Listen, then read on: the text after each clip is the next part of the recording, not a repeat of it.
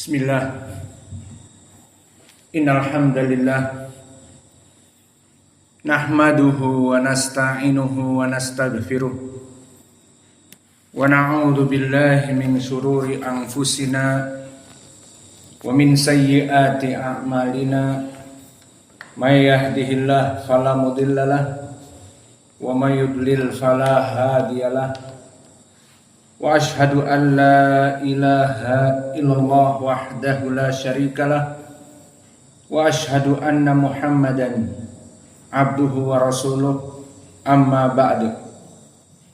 Alhamdulillah fi hadhihi lailah yaumu thulatha lailatu al-arbi'a 30 September 2025 bertepatan dengan hari ke-8 dari bulan Rabi' Ats-Tsani 1447. Maka kita masuk kepada kajian yang mana kajian ini kita buka baru, kajian di Fakultas Lughatil Arabiyah,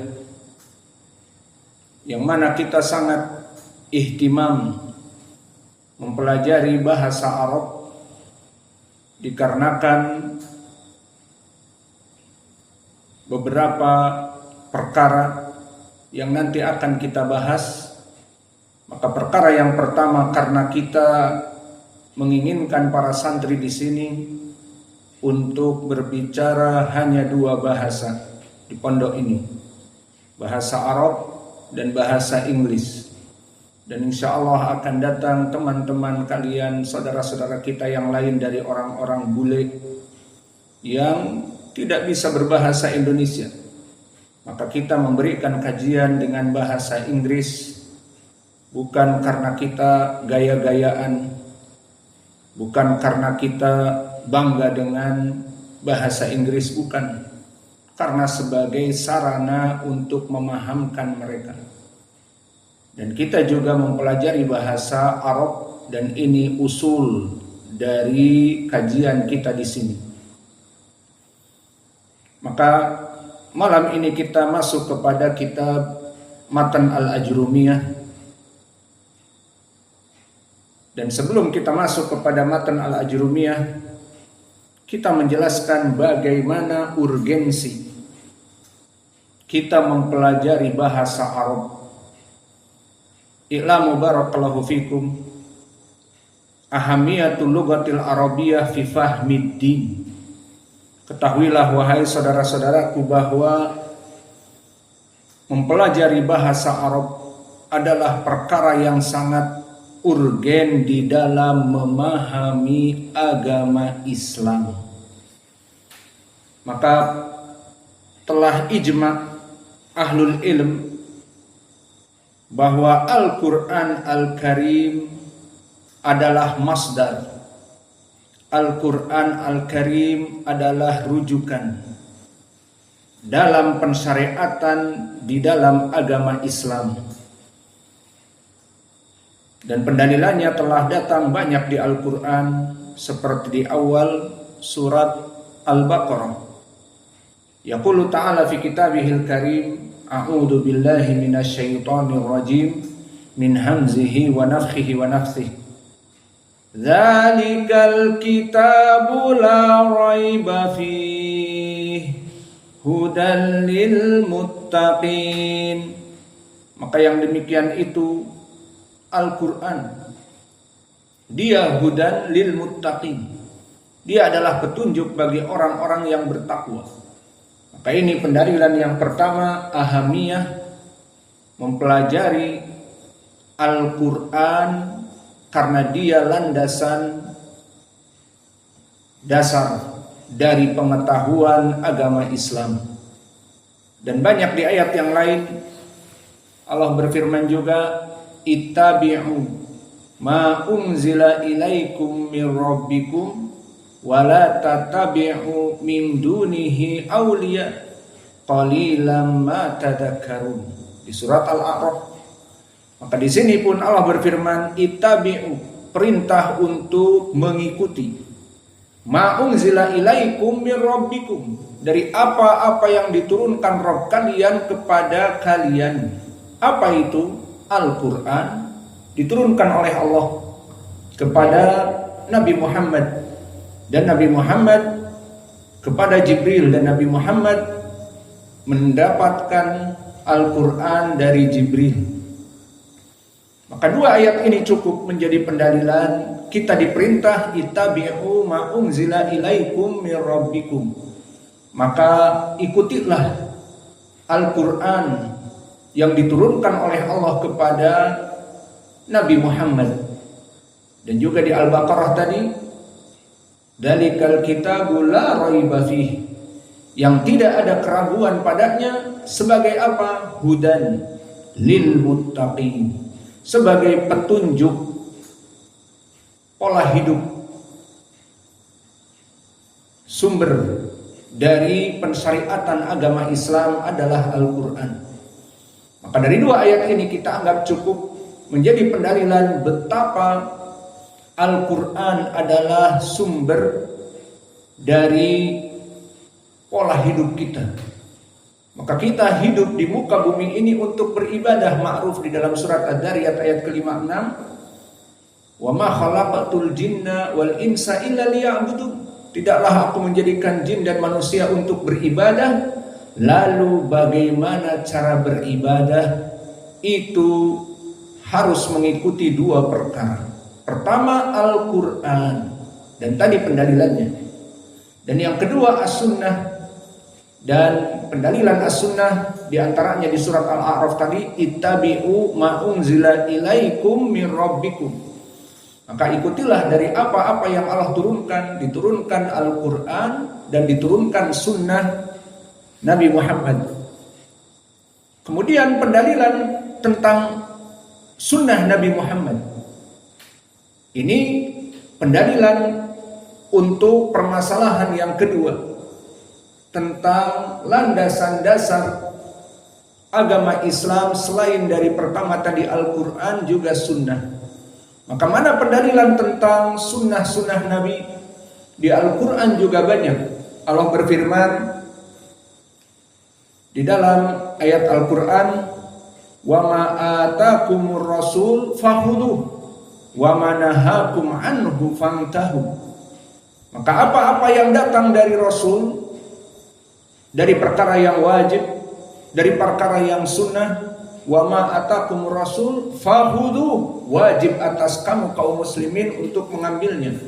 Wa ma nahakum anhu, dan apa-apa yang dilarang seperti perkara yang haram, perkara yang makruh, maka di sini fantahu, jauhilah perkara-perkara yang diharamkan, jauhi. Perkara-perkara yang makruh sebaiknya dijauhi. Maka ini menjadi pendalilan tentang sunnah Nabi, juga menjadi bahan dasar kehidupan kita. Dan juga di dalam ayat-ayat yang lain tentang dosa yang besar bagi mereka yang menyelisihi sunnah, ini pun menjadi pendalilan bahwa kita wajib mengikuti sunnah. Seperti Allah berfirman, falyahdharil ladzina yukhalifuna an amri an tusibahum fitnah aw yusibahum adzabun alim. Yang maknanya falyahdhar, ay hadari, beware, caution, awas bagi kalian, alladzina yukhalifuna an amri, yang menyelisihi dari sunnah-sunnah Nabi, antusibahum fitnah, ditakutkan karena kalian menyelisihi sunnah-sunnah Nabi, dijadikan fitnah di hati kalian, autusibahum adabun alim, atau bahkan diadab, diiqab dengan adab yang perih dan pedih di dunia, kemudian juga di hari akhirat kelak. Maka di sini menjadi pendalilan tentang dalil hadis-hadis dan banyak ayat yang lainnya. Di antaranya juga yang lain, wa may yushaqiqir rasul mim ba'di ma tabayyana lahul huda wa yattabi' ghayra sabilil mu'minin nuwallihi ma tawalla wa nuslihi jahannam wa sa'at masira. Maka di ayat ini disebutkan bahwa barang siapa yang yusyaqiqir rasul mim ba'di ma tabayyana lahul huda, barang siapa yang menyelisihi perintah Nabi setelah jelas pengharamannya, setelah jelas kewajibannya, dan tidak taat atas kewajiban, tidak taat atas pengharaman untuk ditinggal, dan mengikuti jalan selain kaum muslimin, selain manhaj salaf, maka apa balasannya? Nuwallihi ma tawalla wa nuslihi jahannam wa sa'at masira. Kami biarkan mengikuti kelompok-kelompok sesat, the wrong path, atau mengikuti hawa nafsunya, karena pertama menyelisihi Nabi, kedua tidak mau bergabung dengan notabene ahlu sunnah, dan dia menganggap dirinya aku ahlu sunnah salafi, tapi berkumpul dengan orang-orang selain salafi dan menjauhi para salafiyin. Maka nuwallihi ma tawalla, kami biarkan mereka sesat, wa nuslihi jahannam, dan kelak di hari akhirat akan masuk api neraka karena kesesatannya di dunia, wasa'at masira, dan seburuk-buruknya tempat kembali adalah the hellfire. Maka ini dari ayat-ayat yang menjadi pendalilan kita ini harus kembali kepada Al-Quran dan kembali kepada Sunnah, karena keduanya adalah hukum dari syariat kita. Maka oleh sebab itu wajib bagi kaum muslimin untuk mengikuti Al-Quran dan Sunnah, dan tidak ada pilihan dengan ucapan yang lain ataupun dengan hawa nafsu. Maka Allah berfirman di ayat yang lain, wa ma kana lil mu'minin wala mu'minah idza qadallahu amran aw idza qadallahu wa rasuluhu amran an yakuna lahumul khiyaratu an amrihim aw min amrihim. Maka di dalam ayat ini disebutkan, maka tidaklah bagi orang yang beriman, laki-laki dan perempuan, idza qadallahu wa rasuluhu amran, jika Allah menetapkan dan Rasulnya, berarti di Al-Quran dan di Sunnah ditetapkan tentang pengharaman sesuatu, tentang kewajiban dari amalan sesuatu, an yakuna lahumul khiyaratu min amrihim, tidak pantas baginya untuk memilah dan memilih sesuai hawa nafsunya. Ini enggak cocok, ini sudah tidak sesuai dengan zaman lagi. Maka akhirnya dia menyelisihi dari apa yang dilakukan oleh Nabi dan seterusnya. Maka di sini di dalam ayat ini menjadi pendalilan seorang muslim harus mengikuti Al-Quran dan Sunnah, dijadikan sebagai pedoman hidup. Lalu apa hubungannya dengan pembahasan kita ilmu lughatil arabiyyah? Maka hubungannya, setelah kita mengetahui Al-Quran menjadi pedoman hidup kita dan Sunnah harus diikuti menjadi pedoman hidup kita, maka keduanya itu diturunkan dengan bahasa Arab. Itu yang jadi pendalilan kita.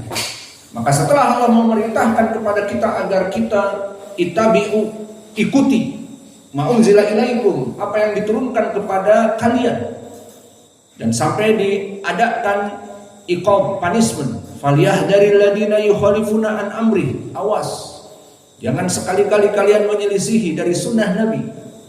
Dan juga tadi disebutkan an yakuna lahumul khiyaratu min amrihim, jika Allah dan Rasulnya menetapkan ini adalah wajib, ini adalah haram, tidak bisa diutak-atik dengan hawa nafsu atau dengan akal, harus kita mengikutinya. Ini keduanya yang menjadi pembahasan kita malam ini, kepentingan belajar bahasa Arab. Al-Quran tadi dan Sunnah tadi diturunkan dengan bahasa Arab. Maka ini yang menjadi urgennya pembahasan bahasa Arab. Maka Al-Quran yang tadi dijadikan harus kita mengikutinya dan menjadi pedoman bagi kaum muslimin, dan begitupun hadis. Maka Al-Quran yang pertama diturunkan dengan bahasa Arab di banyak Al-Quran. Di antaranya di dalam surat Al-Isra Allah berfirman, ala qalbika litakuna minal mundirin bilisanin arabiyyin mubin. Bahwa Allah menurunkan Al-Quran kepada hatimu wahai Muhammad, ala qalbika litakuna minal mundirin, agar kamu menjadi penyeru, menjadi nabi, menjadi rasul, dengan diturunkannya oleh Allah kepada Jibril kepada Nabi Muhammad Al-Quran untuk menjadi penyeru, mempunyai ilmu. Dengan apa Allah menurunkan Al-Quran itu yang menjadi pedoman kaum muslimin? Bilisanin arabiyyin mubin. Bilisan, dengan lisan, dengan bahasa arabiyyin. Maka arabiyyin i'rabnya sifat untuk lisan. Dengan lisan apa? Lisan Arab. Lalu apa makna mubin? Mubin maknanya fushah. Maka makna ayat ini, Allah menurunkan Al-Quran itu bilisanin, dengan dialek bahasa Arabiyyin, sifat dari lisan, dengan lisan bahasa Arab, mubin, yang fasih. Maka Al-Quran yang menjadi pedoman hidup kita ini diturunkan dengan bahasa Arab yang fasih. Maka ini menjadi tolak ukur kepentingan belajar bahasa Arab. Dan semakna dengan ini banyak sekali juga di dalam awal surat Yusuf. Inna anzalnahu Qur'anan Arabiyyan. Maka di dalam ayat ini juga Qur'anan Arabiyyan. Maka Arabiyyan di sini mansub.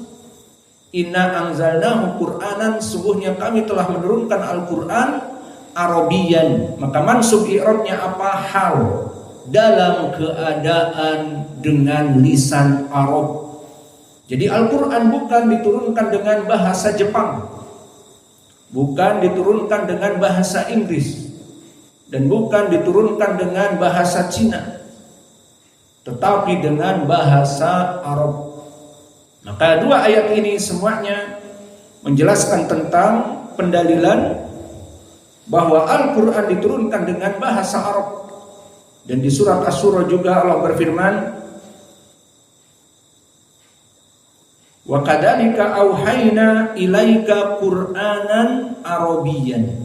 Sama di sini i'rabnya Qur'anan Arabiyyan, dalam keadaan hal, kami mewahyukan kepada kamu wahai Muhammad Al-Quran itu Arabiyyan, halnya dalam keadaan bahasa Arab. Maka dari 3 surat tadi menjadi pendalilan, dan ini ketemu kepada kita sekarang, bahwa setelah kita diperintah oleh Allah untuk kembali kepada Al-Quran dan kembali kepada sunnah, dan menjadikan Al-Quran dan sunnah pedoman kehidupan kita, lalu diturunkan Al-Quran dalam keadaan berbahasa Arab seperti di dalam hadis tadi. Maka inilah yang menjadi pendalilan. Dan tentang permasalahan hadis, maka dia pun diturunkan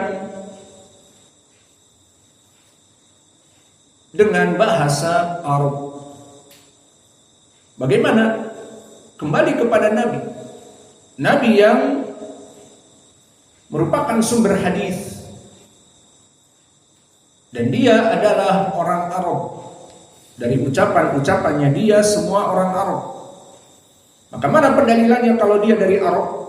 Diriwayatkan oleh Imam Muslim dari Wasilah ibnil Asqa bahwa Nabi Muhammad SAW bersabda, Inna Allah istafa Kinana min waladi Ismail, wastafa Quraisyan min Kinana, wastafa min Quraisy bani Hashim, wastafani min Bani Hashim.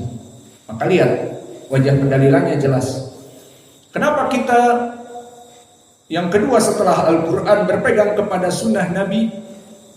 Karena tadi dijelaskan kita harus mengikuti sunnah-sunnah Nabi. Wa ma atakumur rasul fakhuduh wa ma nahakum anhu fantahu. Apa-apa yang datang dari Muhammad diikuti, dan apa yang dilarang oleh Muhammad dilarang, dijauhi. Itu semuanya dengan bahasa apa? Bahasa Allah. Mana dalilnya? Diriwayatkan oleh Imam Muslim dari Wasilah ibn al-Ashqa tadi, bahwa Nabi mengatakan aku dipilih. Maka Nabi digelari dengan Al-Mustafa dari hadis seperti ini. Aku ataupun Allah memilih dari Bani Ismail, dari keturunan Ismail yang paling baik. Maka manusia banyak sekali dari keturunan Adam. Kemudian dari keturunan Adam ragam dari suku, bangsa, dan juga dari kabilah-kabilah yang berbeda. Maka dicontohkan dari kabilah Bani Adam, anak-anaknya Bani Adam yang banyak sekali. Disebutkan istofa min walad Ismail Kinanah. Maksudnya dari semua kelompok anak-anak Ismail, Nabi Ismail mempunyai anak dan dia seorang nabi mulia, dan anak-anaknya kebanyakan solihin. Maka dari yang paling baik anak Ismail yang muslimin solihin adalah Kinanah. Jadi Bani Kinanah lebih baik dari kabilah keturunan Bani Ismail. Kemudian dari Kinanah istafallahu min Kinanah Quraisy. Maka dari Bani Kinanah yang banyak ada bani-bani yang lain, di antaranya Bani Quraisy yang terbaik, dipilih oleh Allah. Mereka orang-orang yang terbaik. Kemudian wastafa min Quraisy Bani Hashim. Dan antum mengetahui Quraisy sangat banyak. Kelompok Quraisy semuanya kembali kepada banyak kabilah. Di antaranya yang paling baik adalah Bani Hashim. Jadi dari kabilah-kabilah yang ada yang semuanya kembali kepada Quraisy, seperti contohnya kabilah yang ma'ruf oleh Umar Al-Adawi. Kemudian kabilah Lu'ay ibn Ka'ab. Kemudian kabilah Abdul Manaf. Kemudian kabilah yang lain Ibnu Abu Talib, Ibnu Abdul Muttalib misalnya. Maka ada juga kabilah Ibnu Hashim. Dan ini yang paling baik. Dan Allah dikatakan oleh Nabi akhirnya, dan Allah memilihku istafaniyallahu min Bani Hashim. Allah memilihku dari Bani Hashim, dari kelompok terbaik dari Quraisy. Jadi dari Quraisy kelompok terbaik Ibnu Hashim, Bani Hashim, dari Bani Hashim yang banyak dari Quraisy, Muhammad diambil dari Bani Hashim. Maka kelompok Quraisy Al-Hashimi, maka Muhammad diambil dari kelompok Al-Hashimi Bani Hashim. Mana poin pendalilannya? Bahwa Nabi diambil dari kelompok Quraisy dan mereka Arab, mempunyai bahasa khusus, bahasa Quraisy Arab.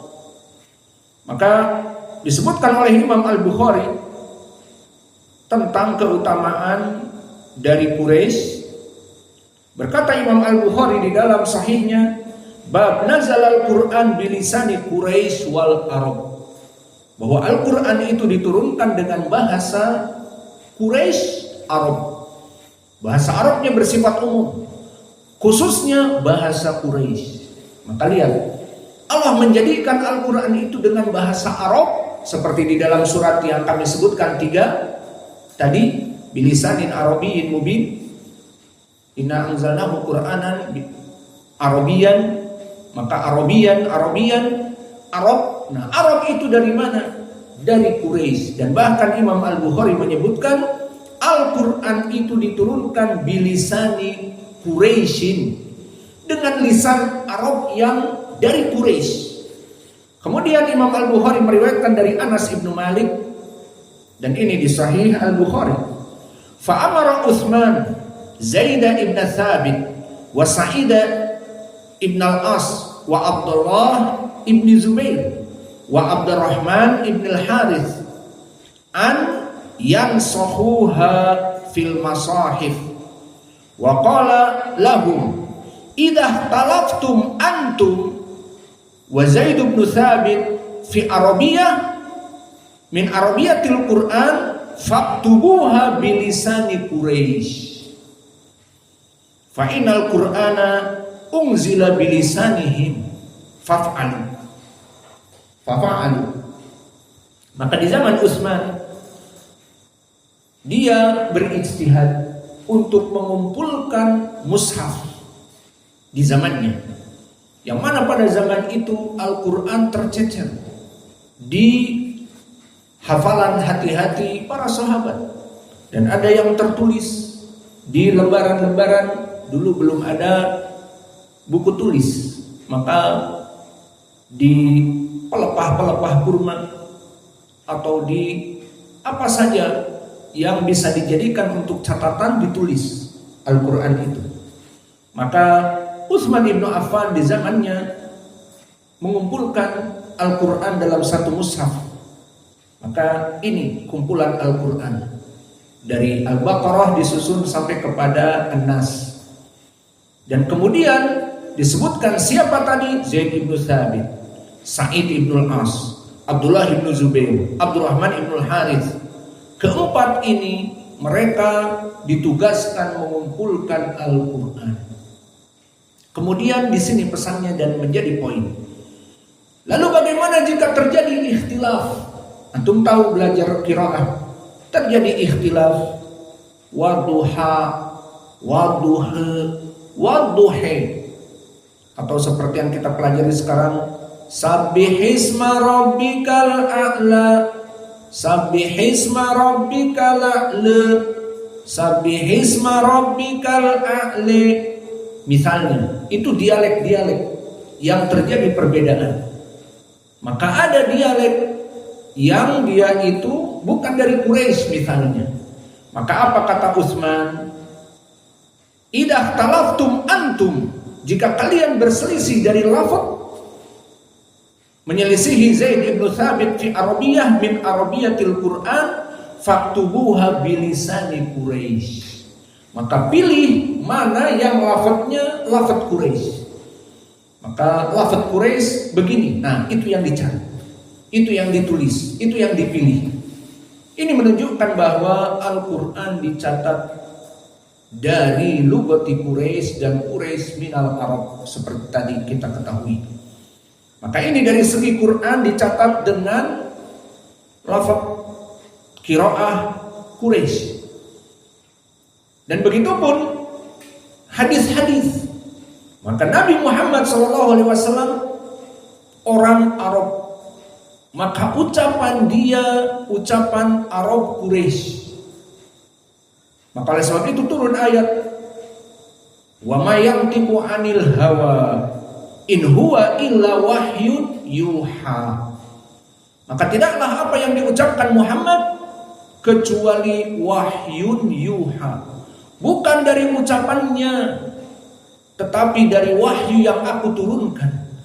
Jadi Allah menurunkan Al-Quran dengan diturunkan kepada Jibril, dan dari Jibril diturunkan kepada Muhammad, dan Muhammad membacanya. Maka Nabi Muhammad menjadi imam dan membaca Al-Quran dengan sholat, dan membaca Al-Quran di depan para sahabat di saat turun, itu dengan lughah Arabiyah. Dan begitu pun hadis, wa ma yantiqu 'anil hawa in huwa illa wahyun yuha. Apa-apa yang datang kepada Nabi Muhammad wahyu yang berupa bahasa Arab. Dan begitu pun di dalam hadis dari Abdullah bin Amr bin al-As, yang diriwayatkan Ashabus Sunan, disahihkan oleh Syekh kami Mukbil, di saat Abdullah bin Amr bin Al-As yang selalu mencatat hadis, maka suatu hari dia mendapat syubhat dari Quraisy. Apa kata Quraisy? Hal katabta kulla syai' minhu wa huwa fi halatil ghadab war ridha wal farh. Maka kamu menulis dari dia Muhammad semua ucapan dia, padahal dia manusia seperti kita. Kadang dia sedih, kadang dia bahagia. Maka manusia kalau sedih, mungkin lagi kecewa dan sebagainya, ucapannya terpengaruh dengan kesedihannya. Atau dia lagi senang, terlampau senang, tertawa, terbahak-bahak dan seterusnya, akhirnya ucapannya pun ngelantun. Al-Muhim, syubhat ini masuk ke Abdullah bin Amr bin Al-As, fasaqatu anil kitabah. Maka aku menahan diri dari penulisan hadis. Kemudian setelah itu aku merasa galau. Telah lewat hadis-hadis Nabi dan aku tidak mencatatnya. Ucapan Nabi telah lewat dan aku tidak mencatatnya. Maka akhirnya dia galau. Mengaduklah kepada Nabi. Apa yang dikatakan oleh Nabi setelah mendengar bahwa Quraisy mengatakan demikian dan demikian? Berkata Nabi kepada Abdullah bin Amr sambil menunjuk kepada mulut dan lisannya, wallahi ma kharaja min fi illa haqq. Demi Allah, tidaklah yang keluar dari mulutku itu kecuali hak. Ini pun menjadi pendalilan apa yang keluar dari Nabi dan lisannya dia apa? Lisanul Arab adalah kebenaran. Maka setelah itu Abdullah bin Amr bin Al-As mencatat dan menulis kembali. Maka dari sini kita mengetahui bahwa Al-Quran dan hadis menjadi pedoman hidup kita, dan semua syariat Islam kembali kepadanya. Pertama, Al-Quran itu diturunkan dengan bahasa Arab, tadi pendalilnya telah kami sebutkan. Dan yang kedua, sunnah-sunnah Nabi dari lisan Nabi. Maka lisan Nabi adalah lisanul Arab. Maka di sini sudah faham jelas bagaimana urgensinya kita mempelajari bahasa Arab, karena bahasa Arab itu bahasa yang dipakai di dalam Al-Quran dan Sunnah. Dan Al-Quran dan Sunnah sebagai pedoman hidup kita dan pendalilan-pendalilan di dalam syariat Islam ini. Maka seorang Muslim, baik dia orang Indonesia, baik dia orang Rusia, baik dia orang Amerika, Britania, orang Prancis, orang Eropa, orang Cina, dan seterusnya, maka jika dia masuk Islam dan ingin melaksanakan syariat Islam, maka kembali pensyariatan Islam kepada Al-Quran dan Sunnah, dan kembali Al-Quran dan Sunnah tidak difahami kecuali dengan bahasa Arab. Fahim tuh? Sekarang seorang Muslim mu'allaf dari Cina, bagaimana dia membaca Al-Quran? Belajar bahasa Arab. Bagaimana dia memahami syariat ini? Mempelajari bahasa Arab. Kemudian seorang dari Belarus atau dari Rusia masuk Islam. Bagaimana dia membaca Al-Quran? Dengan mempelajari Al-Quran, bahasa Arab.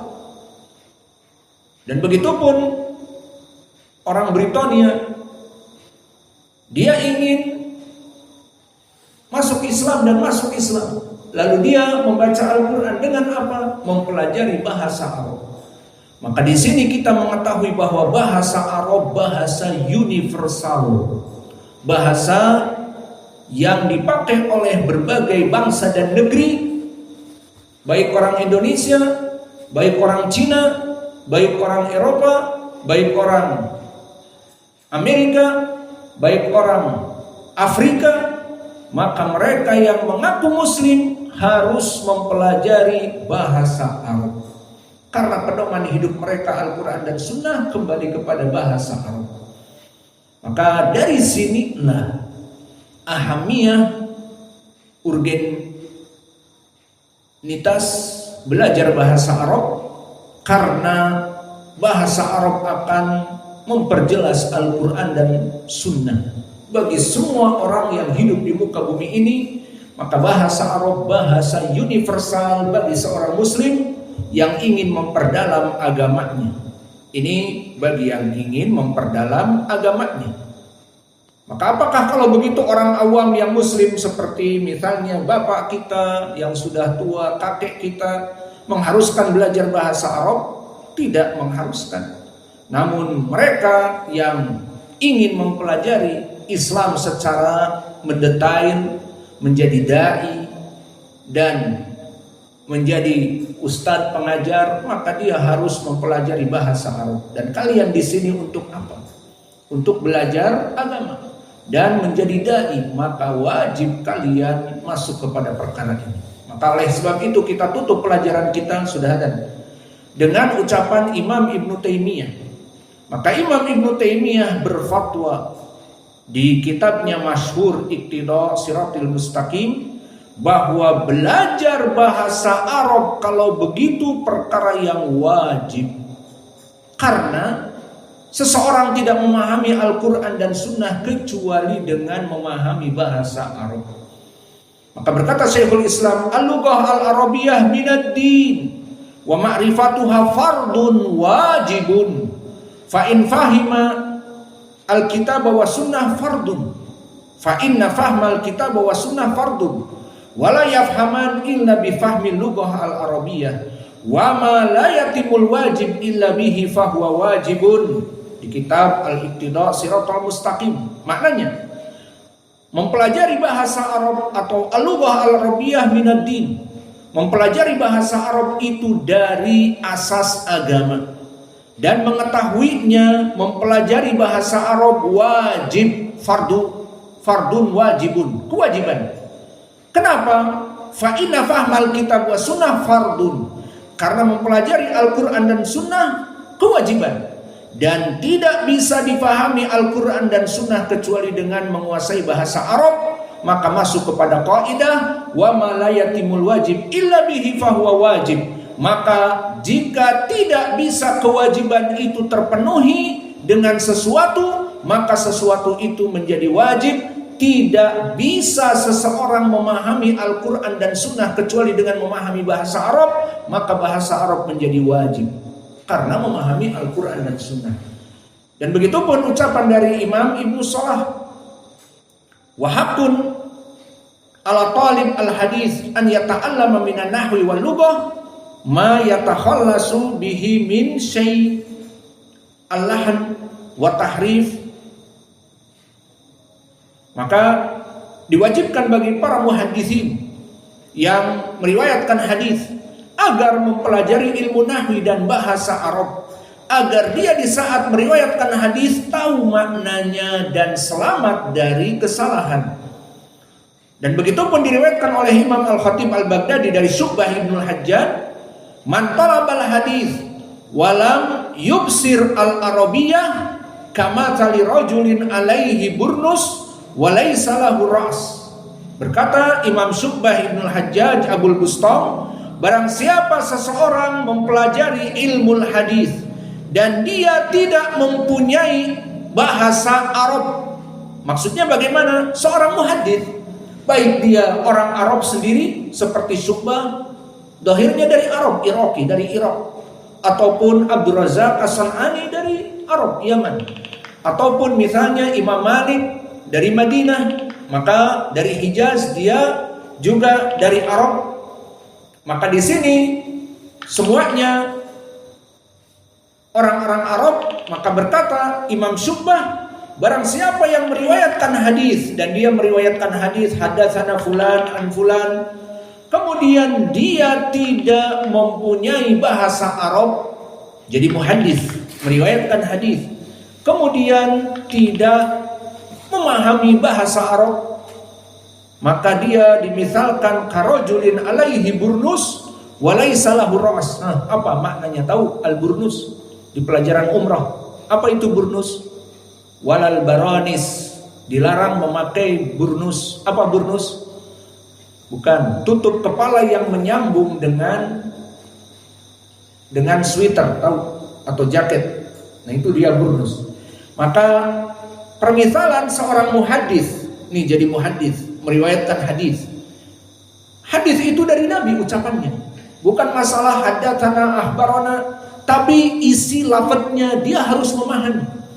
Maka barang siapa yang tidak mempunyai ilmu Arabiyah dan mempelajari ilmu hadis, meriwayatkan hadis, maka dia bagaikan orang yang mempunyai burnus, tutup kepala, dan tidak mempunyai kepala. Jadi tutup kepalanya ada, kepalanya nggak ada.